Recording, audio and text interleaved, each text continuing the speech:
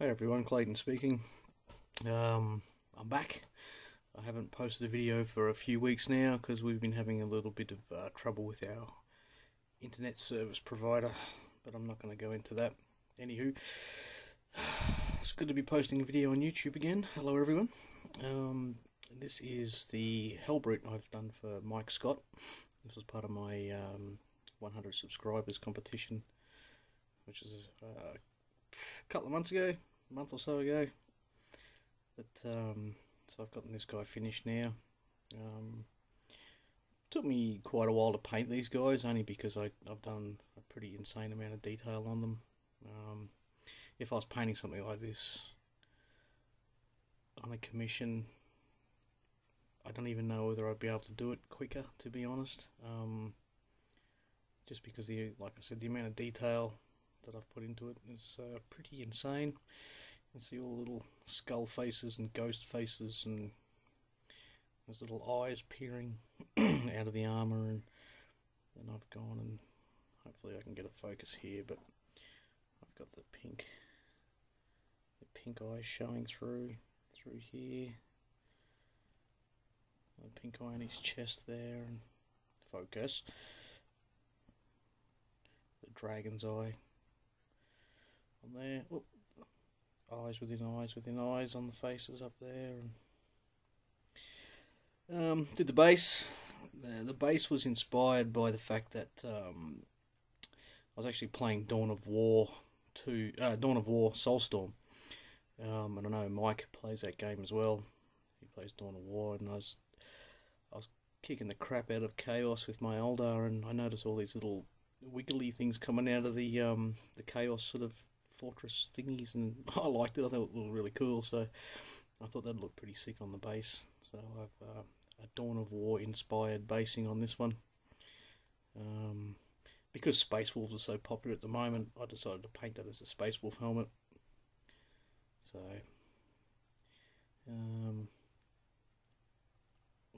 did some weird ghost flames on his shoulder pad, and there is actually, I don't know if I can pick it up, probably just a little bit. There is actually a skull. Can you see it? Probably not.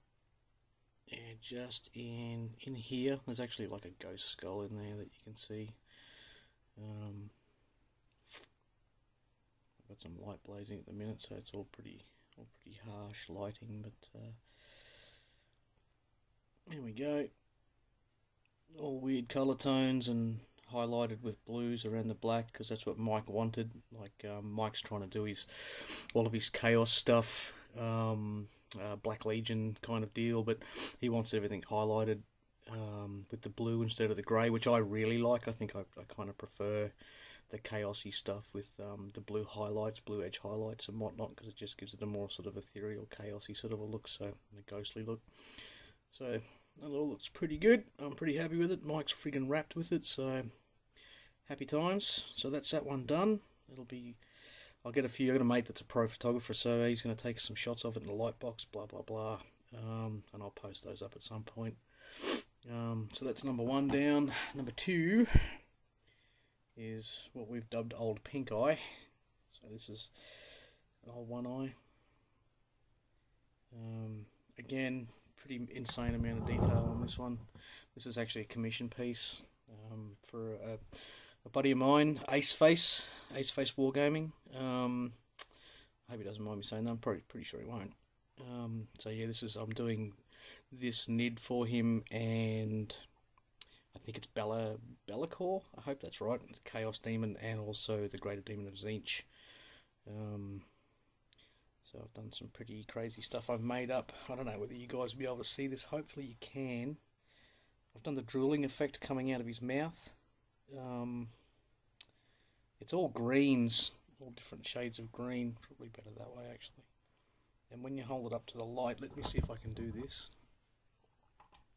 I'll hold it up to the light. Please work. Oh, yeah. Oh, come on now.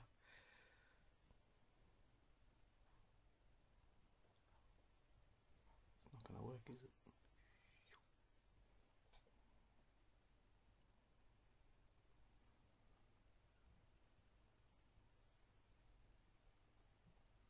Anyway, it glows green. Actually, oh, there we go. So yeah, you can see through it.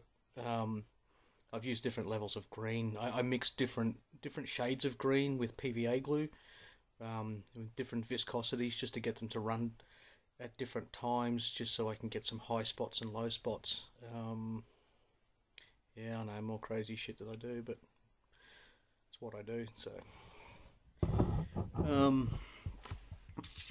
did all the slag and all the crap and all the rubbish going all over the tank here, all over this, I think it's a Lehman Russ.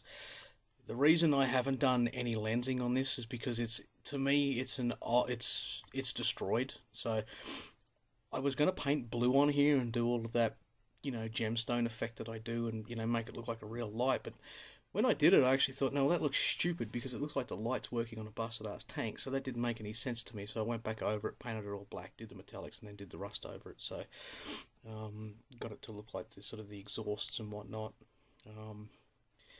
But yeah, look, all the armor plates are done. You know, the bone swords, the claws. Horrendous amounts of different colours of greens and whites and bones, and, you know, putrid greens, and just, I'm not even going to go into where I started and where I finished with the greens and the whites and the bones on this, because it's pretty, I mean, you can see it yourself, the colour variations and that. And then when you go up into there, it actually glows green in the reel. Like when you're actually looking at it, it does glow. I think you probably remember that glowing effect from the first time. See if I can shade this light a bit. Yeah, that's sort of more of a representation of what it looks like in the reel. But again, with the ammo box too, I've done it just in the dirt sort of a colour. I did paint it green originally, that sort of camo green, and because the nid is green, it took away from the tail. It blended into each other, and I didn't like it. I've tried a few different shades of green before anyone says, "Oh, I'm trying different greens." I did try different greens, and it looked crap the whole time. So I just painted it back silver, and then I put the rust effect all over it, just so the miniature and the base is separate, but yet still have some sort of continuity. So yeah, that's it. That's the old one eye, old pink eye, and there is his. There's his pink eye. Pew pew. See, the light's better there. Yeah, you can see the greens there a bit better, and then it does show through. Yeah. Anyway, so that's those two. And as far as Will, that Lester Bursley miniature, I've actually started with him. I undercoated him in black. Then I actually dry brushed him completely in, I don't know what it was, Space Wolf Grey or something.